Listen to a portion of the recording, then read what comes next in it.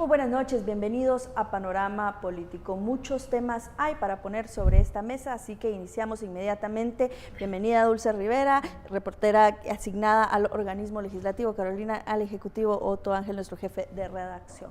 Pues vamos rápidamente hablando del caso de Luis Rabé. Ya se le gira orden de captura, esta orden que muchos guatemaltecos estaban esperando, pero que obviamente los procesos pues deben caminar al ritmo acostumbrado, o al menos al ritmo esperado.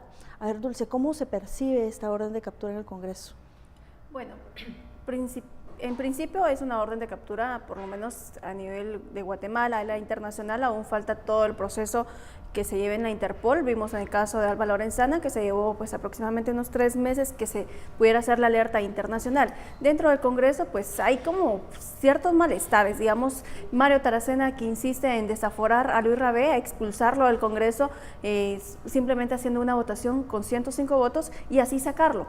Hay diputados quienes se oponen por 2 razones. Uno, aseguran que no es el procedimiento legal establecido, porque la Constitución establece que, por ejemplo, cuando se le dicte prisión, ahí se le suspendería del cargo y solo con una condena firme se le declararía vacante el cargo. En todo caso, ellos están basando en el artículo 161, pero también hay un temor, porque si el Pleno decide desaforar a Luis Rabé con 105 votos, lo que va a pasar es que se crea un precedente. Entonces, en un futuro podríamos ver en un caso similar a los diputados de FCN, por ejemplo, que ya perdieron su inmunidad, pero también podríamos ver a diputados que fueron integrantes de la Junta Directiva de Rabé, Aristides Crespo, Carlos López, César Fajardo, Manuel García Chutá, que todavía son diputados y que si se sienta este precedente, posiblemente podría ser lo mismo con Rabé, que con 105 votos salgan del Congreso únicamente así. Este caso sí sentó precedente.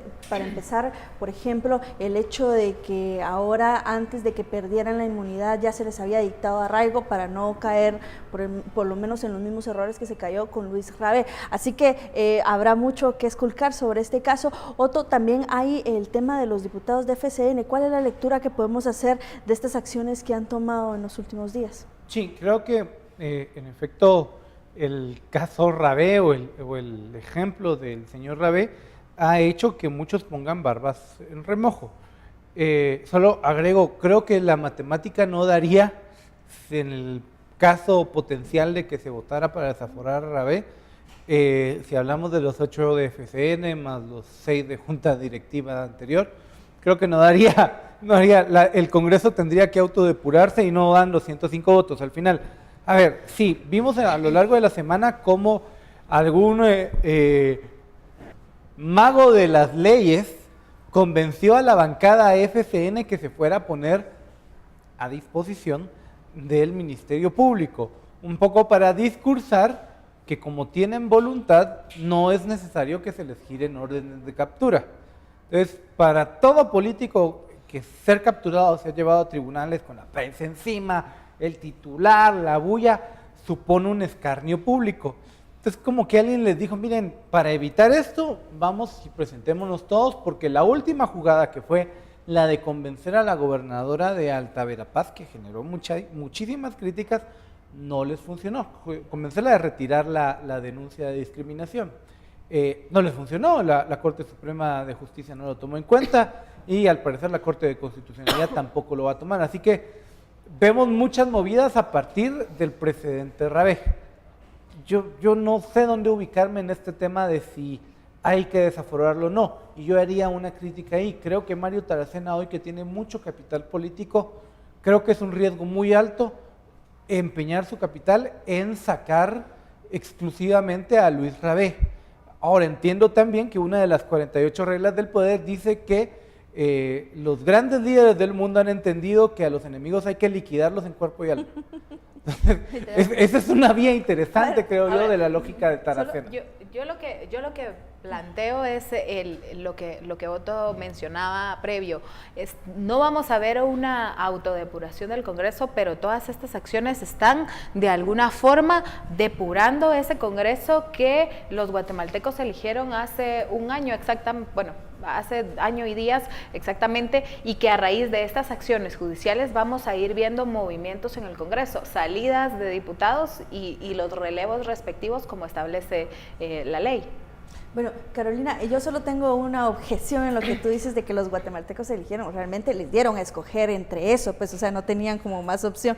Pero quisiera preguntarte a ti específicamente cómo incide todo este movimiento en el Congreso. Vemos, por ejemplo, lo de FCN, esto de que la gobernadora debe desistir a la denuncia por discriminación contra estos diputados, lo de Luis Rabé, una persona muy allegada, Ángel González, que también es muy allegado al presidente Jimmy Morales. ¿Cómo esto puede incidir en el organismo ejecutivo, por ejemplo? Bueno, en relación al tema de la gobernadora de Alta Verapaz, vimos cómo el presidente de inmediato se marcó distancia, pese a que es la representante, es su representante en el departamento de Alta Verapaz. El presidente marca distancia para evitar que el hecho de que la gobernadora haya retirado la denuncia generara más polémica dentro del Ejecutivo. Sin duda, el presidente, o en este caso el Ejecutivo, tiene que buscar una ala en el Congreso, y ya lo hemos visto con la llegada de Herbert Melgar Padilla, quien incluso lo hemos visto ya participando muy activamente en los jefes de bloque, y creo que sin duda el blindar o proteger a Melgar Padilla, aunado a que sirva como un operador político, de alguna forma fue una estrategia que el Ejecutivo tomó como opción para poder hacer avanzar algunos temas, como lo es el presupuesto 2017 en el Congreso.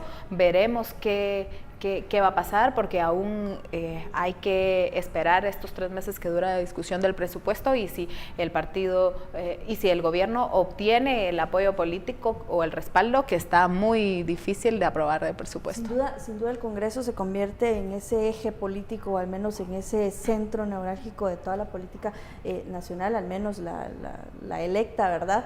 Y sí suena muy interesante eso que tú mencionas de Melgar Padilla, ¿verdad? Lo vemos cobrar protagonismo del Congreso de la República, y al mismo tiempo vemos acciones de Jimmy Morales como destituir al jefe de SAAS y al subjefe de SAAS en relación, personas que estaban fuertemente vinculadas a Padilla, o sea, muchas incidencias. Es un reconocimiento implícito de que ahí habían cosas de las que el presidente no se había dado cuenta. No sé si el presidente estaba enterado o no, pero sí el presidente se traslada de la posición de no está pasando nada en SAAS a es mejor que los investiguen. Ahí está reconociendo que hay algo. Si ahí no hubiese existido nada, el presidente no tenía ninguna necesidad de destituir a estas personas. Bueno, hemos concluido ya este primer bloque. Muchas gracias a ustedes, y a ustedes, por favor, quédense pendientes en casa, porque nos vemos en una siguiente parte de Panorama Político en muy breves minutos.